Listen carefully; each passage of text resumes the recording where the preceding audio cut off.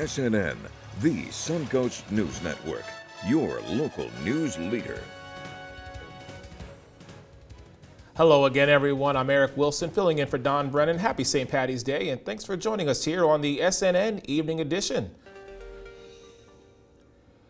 Two airliners were about 14 seconds and just over a half mile away from colliding on an SRQ runway last month. Air traffic control cleared Air Canada's Rogue A321 to take off when incoming American Airlines 737 was just a little more than 3 miles away from the airport.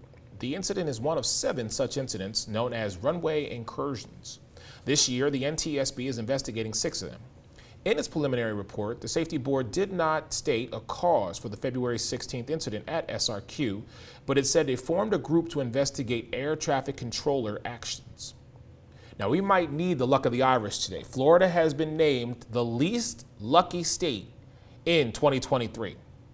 An updated study shared by Florida Bet claims that Florida ranks among the luckiest or least lucky states in the country has changed since 2022. It's gotten so bad, rather than remain as the 17th luckiest state in the U.S., Florida has jumped all the way to number 1 in 2023. It's now the least lucky state of the union. Data for the ranking compared life expectancy, mortality, divorce, disasters, and more. Florida was reported to have the highest number of lightning fatalities since 1952, as well as the 6th highest percentage of divorces. The no swim advisory has been lifted for Lido Casino Beach that was placed earlier this week. Florida's Department of Health in Sarasota County received testing results today that were at a satisfactory level for the bacteria meeting both the U.S. Environmental Protection Agency and state recreational water standards. Congressman Vern Buchanan spoke with Suncoast scientists and commissioners today about how to combat red tide. Now, as one of his top 10 priorities this Congress, Buchanan introduced the Protecting Local Communities from Harmful Algae Blooms Act. This change will require FEMA to provide both technical and financial assistance to states suffering from red tide. Southwest Florida has seen this type of algae bloom occur more than twice as often as any other in the state. Local leaders gathered on Bradenton Beach to try and find solutions. It's not just about the beaches and tourism. It's about real estate. It's about jobs. It impacts who we are, especially when you look at most of the population are on our coast. So it's a big deal. Now, Buchanan has previously secured $8 million for red tide research and backed a proposal signed into law by President Trump to provide more than $100 million to combat harmful algae blooms. Charlotte County memorialized Marines killed in Beirut. Nearly 40 years ago, a bombing in Beirut killed more than 200 American Marines. Now, as we approach the 4-decade anniversary of that awful terrorist attack, Charlotte County is erecting a memorial to honor those who gave the ultimate sacrifice. A monument is being built at the William R. Gaines Veterans Park in Port Charlotte. Yesterday, community leaders broke ground on the new Peacekeepers Memorial Tower. Hundreds were in attendance. Those behind it say they want to credit every single one of those Marines, soldiers, and sailors that gave the ultimate price that day. The tower will be complete by the end of the year. Now, earlier today, I had the privilege to speak to the conductor and stage director of Montserrat Terres, opening tonight at the Sarasota Opera, and here is that story. We have a woman who's forced to choose between her current husband and the love for life. As a director, I love doing old works and new works, and this combines both of them. So a lot of times in rehearsal, we've been saying it feels like we're working on a new old opera because it's new to all of us. So we've had the beautiful gift of discovering this opera, these characters, this music, and this story together in the room, which is such a gift to do at any point in time, but especially here at Sarasota Opera, where the production values and the importance of this opera is not going unnoticed. That it has been 40 years since anyone has heard this. And mind you, it wasn't that it was always being performed up until then. So it is very, very rare to hear this piece anywhere, and particularly in the United States. Is really a treat and an honor for all of us who've been working on it. I'm hoping they take away a beautiful night at the opera. I'm hoping that they feel, they smile, and they get to fall in love a little bit. They get swept away by these beautiful sets and costumes, and that it's a moving experience for everyone who comes to the opera. Now, listen, this piece today is an extraordinary piece, and whether you're a lover of opera or if it's something new, I recommend you see it. A sincere thank you to the General Director, Richard Russell, Maestro Victor Terenzi, and everyone at Sarasota Opera for their mission of bringing back these masterpieces to the operatic culture in the U.S. It's incredible that it has been 40 years since anyone has heard this, and who knows when the next time is that you will have the chance to not only see and hear it. And I'm glad that Therese is, in fact, getting its due.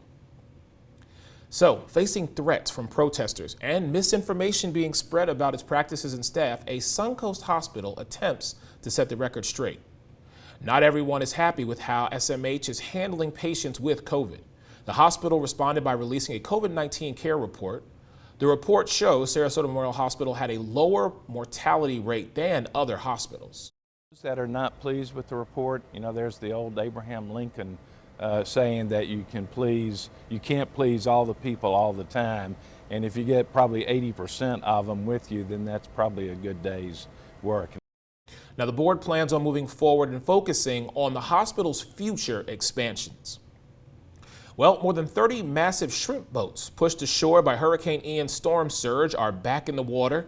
It marks the end of a multi-million-dollar operation and the beginning of the industry's recovery. Gage Golding reports. 79 days and $9.6 million later, we've gone from this to this. 34 shrimp boats lifted from dry land, with all but 6 making it back to the water. That's the definition of resiliency, is getting people back up and running. Kevin Guthrie and his team at the Florida Division of Emergency Management are spearheading this project. Calling it monumental would be an understatement. I was like, how in the world are we going to do this? In my career, 33 years, I've never had to move shrimp boats off land back onto the water. Using everything from gigantic cranes to barges and even big airbags, it took several days for each boat. But in a matter of months, the shrimping business is sailing once again. We spent less than $10 million to get a industry back up and running that generates hundreds of millions of dollars for the area. On San Carlos Island, they're already netting the profits. For wild-caught Gulf pink shrimp. Erickson and Jensen is the island's only dock that can offload shrimp. Others are still damaged from the hurricane. Thursday, it was the shrimping boat Babe they're working on. They've got about 100 boxes, which is about 10,000 pounds. Stacking, counting, 11, 12, and a whole lot of wrapping. Right now, there aren't many boats out fishing. Of the 50 that called this harbor home before Ian, only about 6 are even able to go out and fish, which makes offloads like these far and few between. We've been spared because we still have a building that we can function out of. Not to mention, out of the handful of working shrimp boats, he has 5 of them, the Babe being one. So this is what we like to see. Thank you for the help. We needed it. That help came from taxpayers around the Sunshine State. Guthrie is hoping to recuperate half of the $10 million spent from FEMA. That was a very, very good return on investment for the state of Florida and that local community. Wants to make that investment even better? Grant has one way you can help. Eat more shrimp. We've got plenty of them. His mother says she hopes no other families ever have to suffer the way she has over the past year. The 2023 River O Green Fest kicked off today in downtown Tampa. The annual St. Patrick's Day celebration will take place on the holiday for the first time since 2018. The festival was originally supposed to be on Saturday, but got moved to today due to inclement weather that is forecasted. The event started at 4 p.m. and does end at 10 p.m. when Mara Jane Castor sounds the horn to signal crews to begin dyeing the Hillsborough River green, as you did see on your screen. The festival offers live entertainment, kid-friendly activities, food, and of course, beer. Now it's time for our SNN Cumberland Financial Report. Normally, if I'm on Friday and I say the NASDAQ was up 5.5% this week and the S&P is up, let's call it 1% going into the close, and bonds showed strength, it would be a very solid report. So why does it feel that the market is really on tenterhooks here? Banks and financials, we see it every day in the headlines. Think about it as a boiling pot of water, really roaring. Need to bring that boil down and let it simmer. If we can get through 2 or 3 or 4 trading days without a bank failing, or without rumors of banks failing, we should start to see a bottom or some strength come into the financials. One thing we know historically, if the banks can't find a bottom, if the banks continue to weaken, it will be very difficult for the broader markets to find continued strength. The immediate reaction this week was strength in the NASDAQ. Those strong balance sheet names that don't have any bank exposure within the index. So you saw that strength. You saw money flow out of value into growth. We'll see if that continues next week. We'll see if we can get some of that heat to come off the banks and allow the market to get its feet under it. Have a nice weekend. We'll see you next Friday.